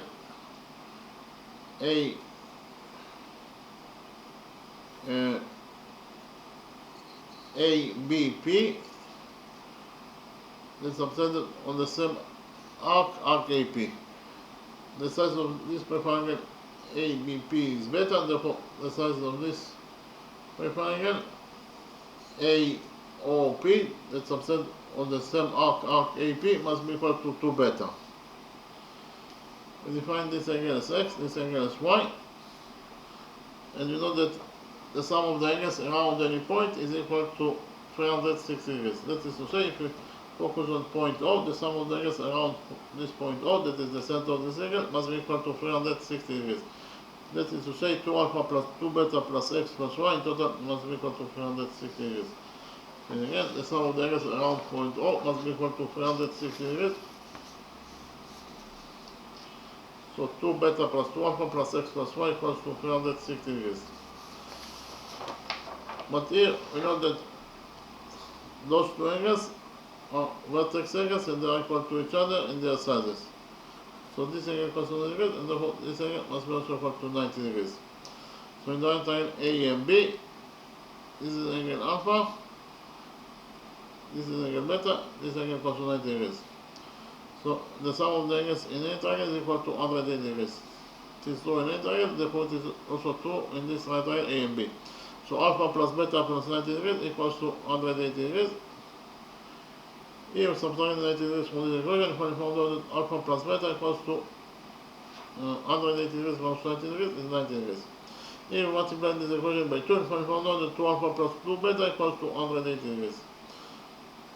2 alpha plus 2 beta equals to 180 degrees. So here we can substitute 2 alpha plus 2 beta by 180 degrees. We did it, and we found out that 180 degrees plus x plus y equals to 360 degrees. Here we subtract 180 degrees from this equation, and we found out that x plus y equals to 360 degrees plus 180 degrees is 180 degrees. So x plus y equals to 180 degrees. In the next step I presented to you the rule that says that in quote rule 30 that says that according to rule 30 center angles that subtend on equal arcs must be equal to each other in their sizes. Repeat again, according to rule 30, center angles that subtend on equal chords are equal to each other in their sizes. So those angles are center angles, alpha and beta. So if chord CD is equal to chord AB in its length, it means that those two center angles subtend on equal chords, and therefore they must be equal to each other in their sizes. So if CD equals to AB, then angle alpha equals to angle beta. If we did rule 30 in our drawing, by we have here center angle QOP that subtend on arc on chord P cubed is equal to 6 units in its length. So actually we have that center angle COA that subtend on arc CA is equals to 6 units in Islam, and because of the fact that those two center angles are set on equal arcs, on equal chords, that is to say, chord PQ equals to chord CA equals to 6, they must be equal to each other in their sizes. The size of this angle is x, and therefore the size of this angle must be also equal to x according to Rule 30. So, in total, this is angle, the big angle COB is equals to x plus y, and x plus y equals to 180 degrees. X plus y equals to 180 degrees. And we know that any angle that is equals to 180 degrees in its size, it is defined as a straight line. Therefore, CB is a straight line, but CB is a straight line that touches the circle 2 points, C and B. Therefore, CB is a chord that passes through point O, that is the center of the circle, and we know that any chord that passes through the center of the circle must be the diameter of the circle. Therefore, chord CB that passes through point O must be the diameter of the circle. And according to Rule 7, any perpendicular that subtends on the diameter of the circle must be equal to 90 degrees in its size. So perpendicular BAC subtends on chord CB, that is the diameter of the circle. Therefore, perpendicular BAC must be equal to 90 degrees in its size. So the next step, we implemented the Pythagoras theorem on this right triangle BAC. So put the right triangle BAC in the page and we implemented on it the Pythagoras theorem. So actually, this is the right triangle BAC, that according from the original theorem, according to the Pythagoras theorem, CB square, that is the square of the hypotenuse, equals to AC square plus AB square. CB is 12, therefore CB square, CB is the missing side, so we have to see this. So CB square equals to AB square. AB is 8, therefore AB square is 8 square, that is 64, plus AC square. AC is 6, therefore AC square is 6 square, that is 36. So in total, we should find out that CB square equals to 36 plus 64. 36 plus 64 is 100, so CB square equals to 100. Here we took out all the equation, if we found out that CB equals to the square root of 100, that is 10. So if we found out that the diameter CB of this circle equals to 10 units instead, therefore the radius must be equal to 5. The radius of this circle is 5. And we know that the area of any circle equals to pi times the radius of the circle squared. And therefore the area of our circle must be equal to pi times the radius of our circle squared. The radius of our circle squared is r squared. So the area of our circle must be equal to pi r squared. But r is 5, therefore r squared is 5 squared, that is 25. So in total we should find out that the area of this circle equals to either 25 pi square units in size, or in terms of numbers, the area of this circle equals to 78.54 square units in size. We finish with the first method. In the next step I presented to you how to find out the area of this circle according to the second method. In the second method,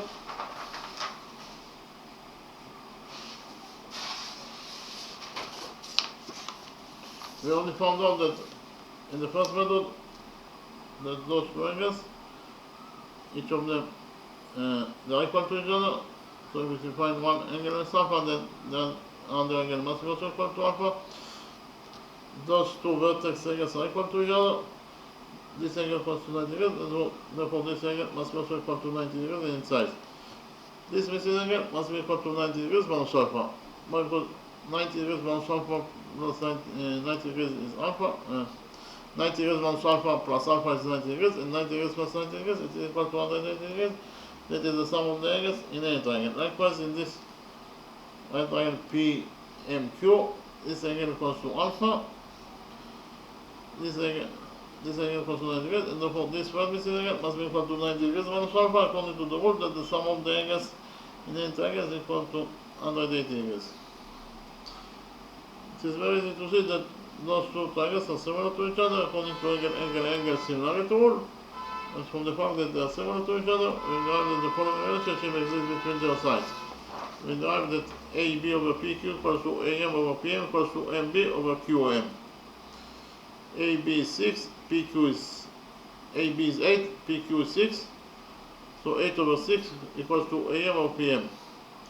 8 over 6 is 4 thirds, so 4 thirds equals to AM over PM. Here we multiply this side by B, and then we multiply it by A, and then we divide it by A. And if I found out that 4a over 3a equals to am over pm. Those two sides of the equation are equal to each other, and therefore the numerator of this side of the equation must be equal to the numerator of this side of the equation, and the denominator of this side of the equation must be equal to the denominator of this side of the equation. That is to say, am equals to 4a and pm equals to 3a. Likewise, those two sides are also equal to each other. That is to say, 4/3 equals to mb over mq. This side equals to 4/3.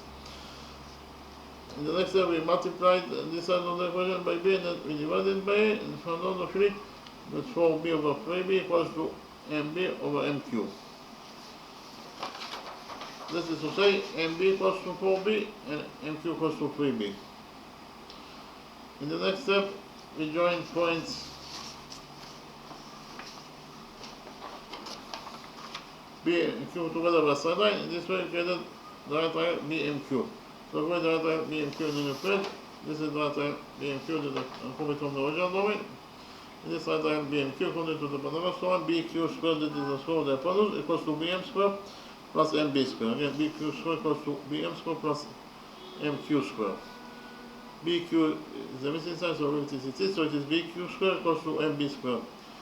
MB is 4b, therefore MB squared is 4b squared, that is 16b squared, plus MQ squared. MQ is 3b, therefore MQ squared is 3b squared, that is 9b squared. So in total, we actually found out that BQ squared equals to 16b squared plus 9b squared.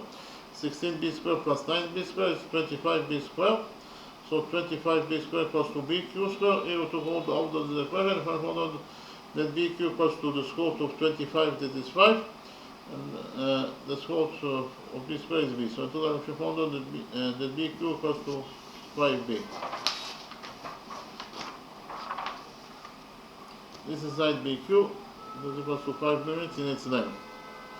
In the next step, we calculated the area of this triangle ABQ in two different ways, and we created an equation, that said the area of this triangle ABQ according to the first method must be equal to the area of triangle ABQ according to the second method of calculation.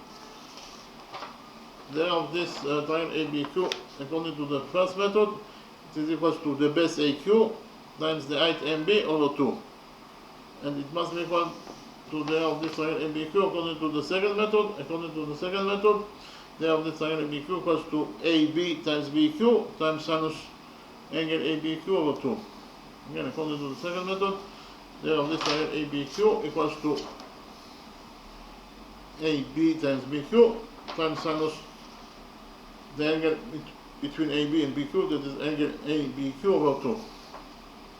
According to the second method, the area of triangle ABQ equals to AB times BQ times sinus ABQ over 2.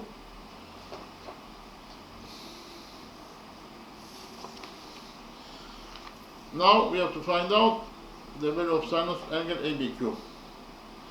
What is the value of sinus ABQ? According to the law of sines,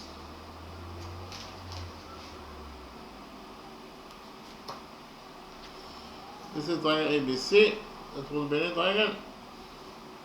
This triangle ABC, side AB equals to 3 units in its length, side AC equals to B units in its length, side BC equals to A units in its length. This is angle alpha, this is angle beta, and this is angle gamma.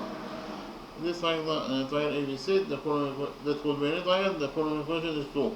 That A over sinus alpha equals to B over sinus beta equals to C over sinus gamma, and it is equal to 2R.